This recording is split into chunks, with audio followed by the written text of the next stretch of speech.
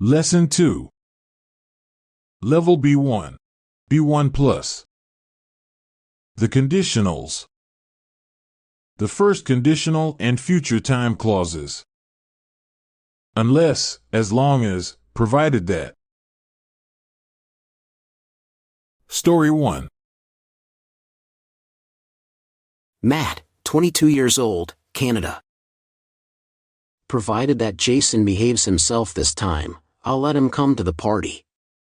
I don't want him to get angry and make a scene like he did last week. I don't know what got into him, but I probably shouldn't analyze it too much. As long as I keep thinking about the rude comments that he made about me and my girlfriend Sarah, I'll be more and more upset. I won't be able to move on unless I forget about it. After all, he is a good friend. I don't want to lose him because of one incident. As long as he apologizes for what he said, we'll put that unpleasant situation behind us. But unless he can show me that he is truly sorry, I won't just pretend that everything is fine. He needs to understand that he hurt me, and he needs to promise that it won't happen again. Story 2. Natalia, 38 years old, Poland. As long as my friend Adam lives with his parents, he will never really experience life as an adult. Even though he is almost 45 years old, his mother still makes all his meals and irons his shirts. I'm pretty sure that he has never cooked anything by himself or done his own laundry. His parents have always been there to take care of him, and I think that he's scared of living on his own. Unless he moves out, he won't grow up. His last girlfriend broke up with him because she was tired of being with a man who acted like a child. As long as Adam continues to let his mom make every decision for him, he won't find a long-term partner.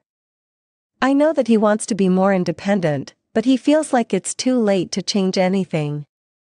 I believe that it's never too late. If he stops feeling sorry for himself and finally takes some responsibility for his own life, he will feel like a grown man. Story 3. Conrad, 27 years old, Switzerland. Unless it stops raining in an hour or two, my cousin Bruno and I will have to cancel our camping trip.